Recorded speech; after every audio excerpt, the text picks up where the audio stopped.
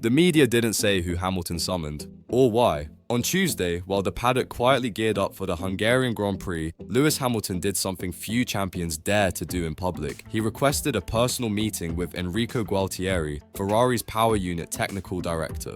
But this wasn't curiosity, it was a warning, a coded message, maybe even a veiled demand. "I want to understand where we're going with this power unit," Hamilton reportedly said, according to sources near Maranello. But the tone wasn't just technical, it was strategic. This was the voice of someone who's seen a team lose a title by ignoring the details. Gualtieri, a quiet survivor of Ferrari's hybrid-era turmoil, was caught off guard. No Ferrari driver, let alone a newcomer, has ever tried to co-author an engine project. This wasn't just a tech debrief, it was Hamilton's first move to quietly position himself at the center of Ferrari's 2026 campaign. And not everyone inside Maranello is on board with that. What triggered Hamilton's quiet rebellion wasn't a radio call, it was a pattern, buried in the data from Spa. After starting from the pit lane, Hamilton executed a controlled comeback. But it wasn't the lap times that caught his attention, it was the torque delivery on corner exits. Subtle, inconsistent, a drift in throttle response that wasn't there during simulator runs.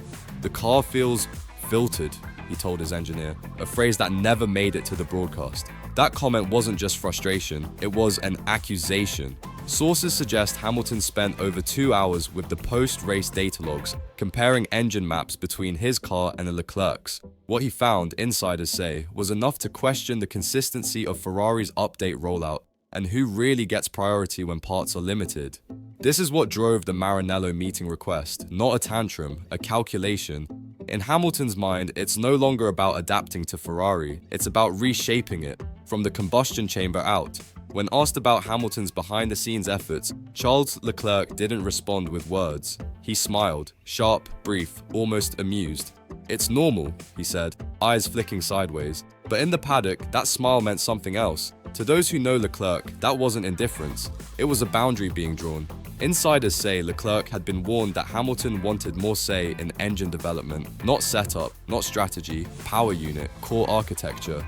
That's sacred ground in Maranello, and Leclerc, groomed since his junior days by Ferrari's inner circle, knows exactly what's at stake. For him, Hamilton's request isn't collaboration, it's encroachment. Team sources describe a growing quietness between the two drivers. Not hostility, not overt, just absence. No debrief overlaps, no shared track walks, no glances in engineering briefings. That smile then wasn't dismissal, it was defiance. A subtle message. "You may be a 7-time champion, but this is still my house." At Spa, amid the chaos of deleted laps and pit lane starts, a message from Hamilton cut through the noise. Calm, precise. "Brake feel isn't matching what we simulated." Silence followed, no response, no adjustment. The race continued, but the silence lingered. Contrast that with Leclerc. Earlier in FP2, he radioed, "Rear stability's off under load." Within 3 laps, mechanics were already adjusting rear suspension damping. The change showed up in Sector 2, Leclerc's strongest split all weekend. This isn't favoritism, it's hierarchy. Sources close to the garage say Ferrari's trackside engineers have spent years calibrating setups around Leclerc's feedback. His language, his timing, his style, it's their default reference. Hamilton, despite his titles, is still being translated. The decision not to act on Hamilton's brake comment wasn't tactical, it was cultural. A system built around one voice doesn't echo a second easily, and in the data room, this distinction matters. Because if Ferrari is to evolve for 2026, the question isn't just what engine they build, it's whose instincts they follow. Hamilton's request to meet Enrico Gualtieri wasn't a whim, it was déjà vu. In late 2021, just months before leaving Mercedes, Hamilton began having private sessions with their hybrid systems engineers, not for setup, but for long-term energy deployment strategies. Back then, it was about retaking control from Red Bull. Now, at Ferrari, it's about not being left out. At Mercedes, those meetings became the blueprint for their mid-2022 recovery. In Maranello, it's different. Gualtieri, a traditionalist, runs a department shaped by legacy, not by driver intuition. For Hamilton, this is familiar ground, a team resistant to change, clinging to structure. But what makes this moment volatile is timing. 2026 power unit regulations reset everything, and Ferrari can't afford to get it wrong. Hamilton knows this, and he also knows what it's like to lead that transformation. At Mercedes, he had Bono. At Ferrari, he has resistance.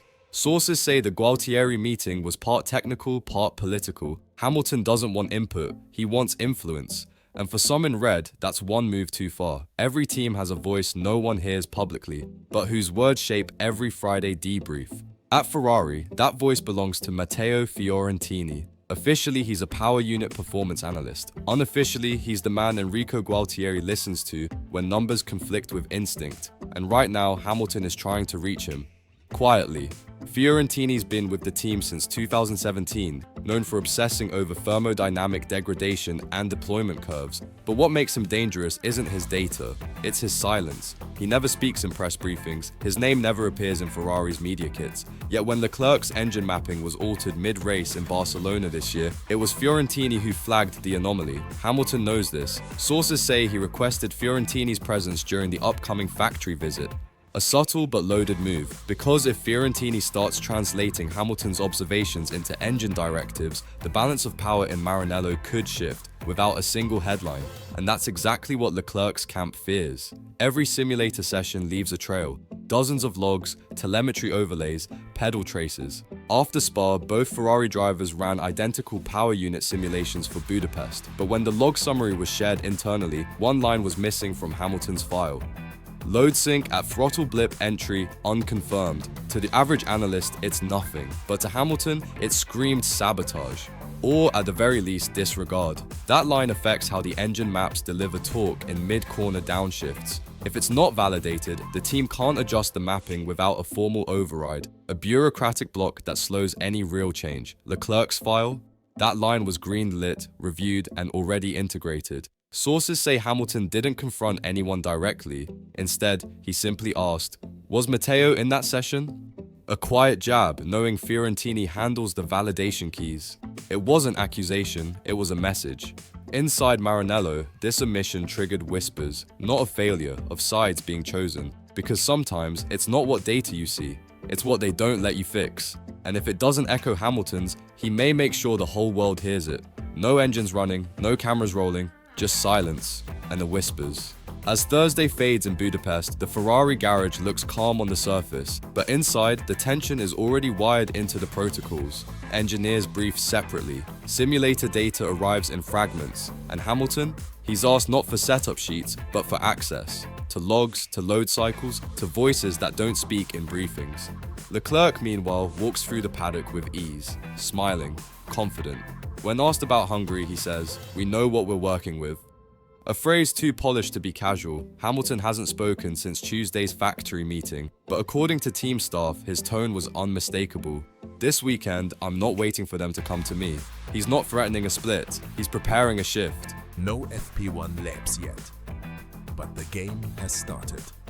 And if Friday's data shows even the slightest imbalance, in parts, in power, in response, Hamilton's silence might be the last quiet thing we hear from him. Because what's coming isn't just a race, it's a referendum.